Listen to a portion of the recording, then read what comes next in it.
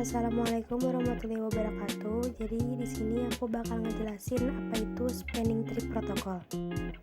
Spanning Tree Protocol atau disingkat STP adalah protokol yang berfungsi untuk mencegah terjadinya looping pada proses pengiriman data.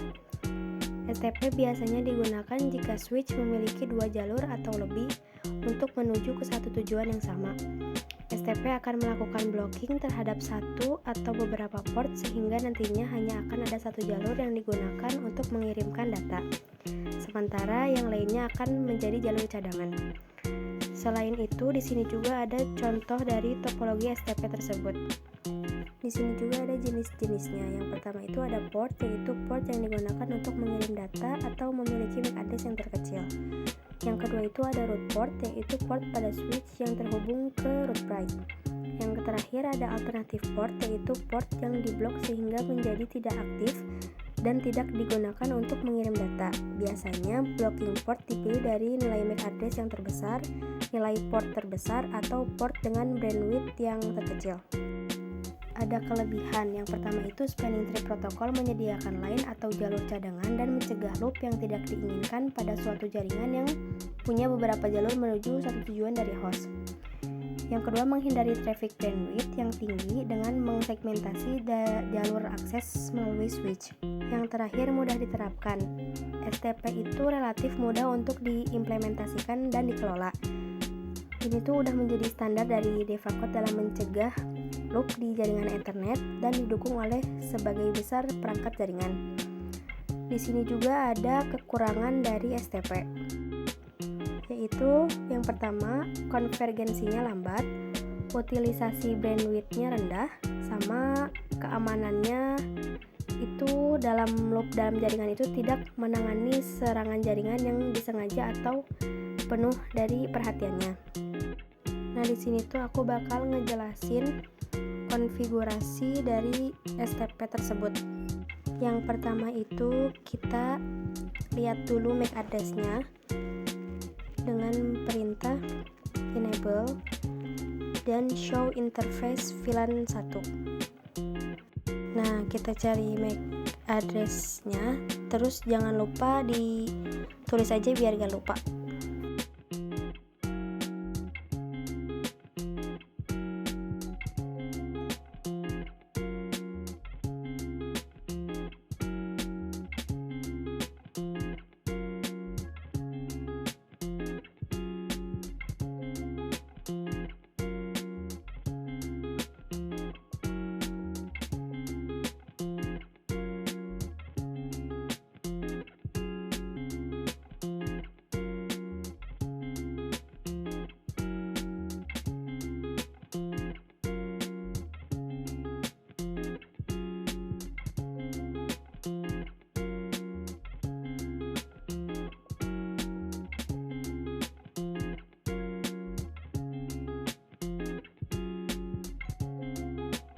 Nah, jadi di sini itu kita tentuin dulu root bridge 1 sama root bridge 2-nya. Jadi cara mencari root bridge 1 dan root bridge kedua itu, kalau misalnya root bridge yang pertama itu cari di yang MAC address yang terkecil. Lalu kalau misalnya root bridge yang kedua cari MAC address yang terkecil yang kedua.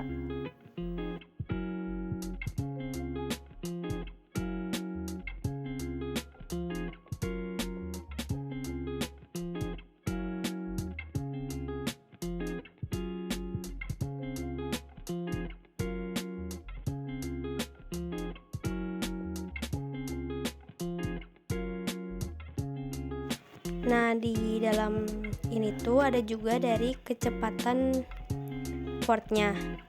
Yang pertama itu kalau misalnya kecepatannya 100, berarti itu 10 Mbps.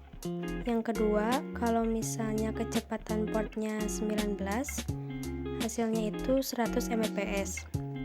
Yang ketiga, kalau misalnya kecepatan portnya 4, yaitu sama dengan 1 GB. Nah, ini kita tentuin dulu dari desain port, root port, sama alternative portnya.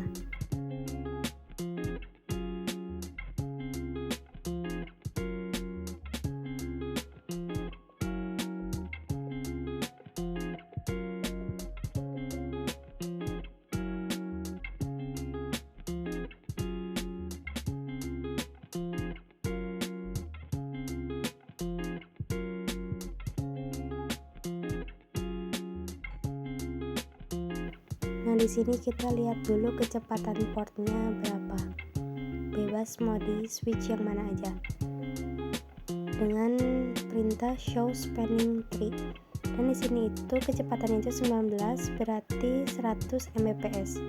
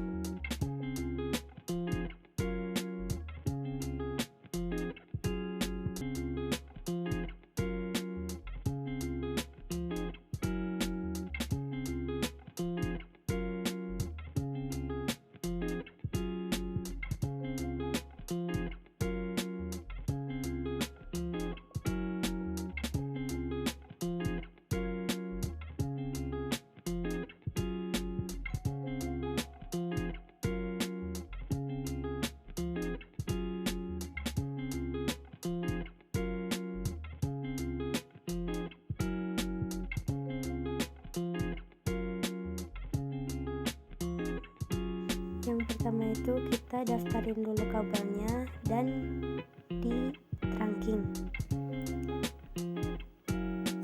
Lakukan hal yang sama untuk ketiga switchnya.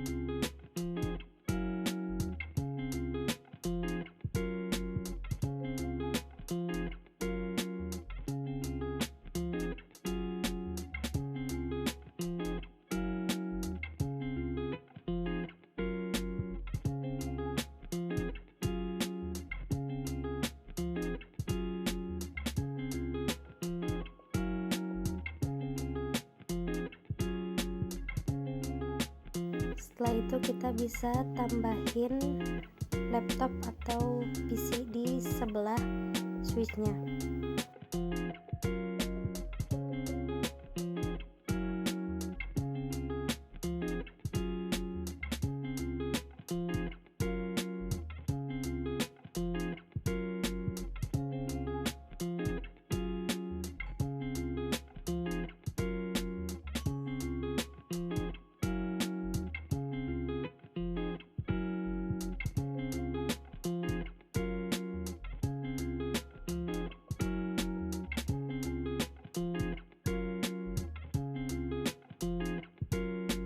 Setelah itu beri IP kepada laptop dan PC-nya dengan IP yang berbeda.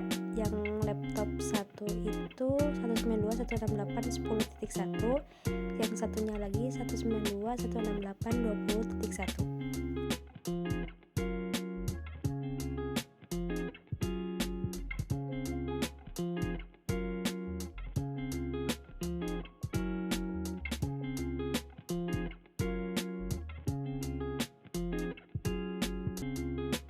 Dan untuk PC-nya yang sebelah kiri 192.168.10.2, dan untuk yang sebelah kanan 192.168.20.2.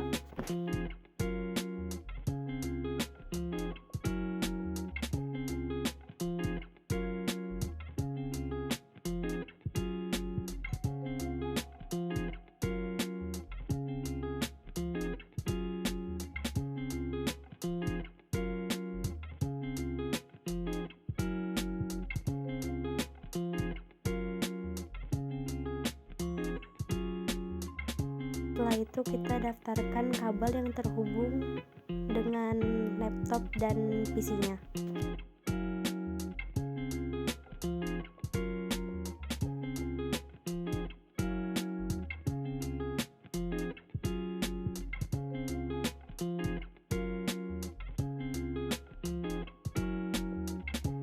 Beri akses akses dan beri nama VLAN 1 dan VLAN 2-nya.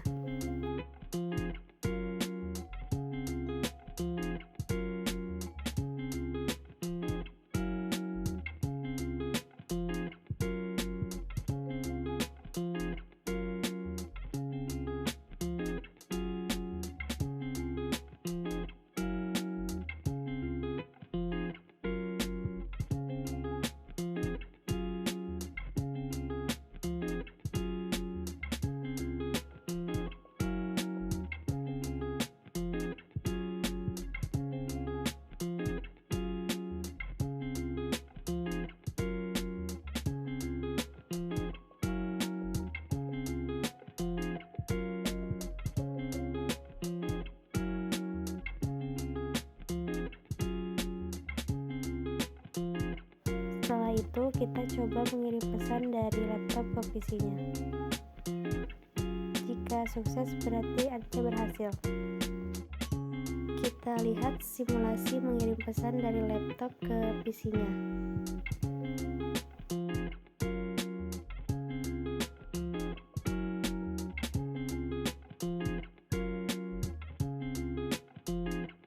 Dan kita coba juga mengirim pesan dari laptop yang satunya lagi ke PC yang sebelahnya.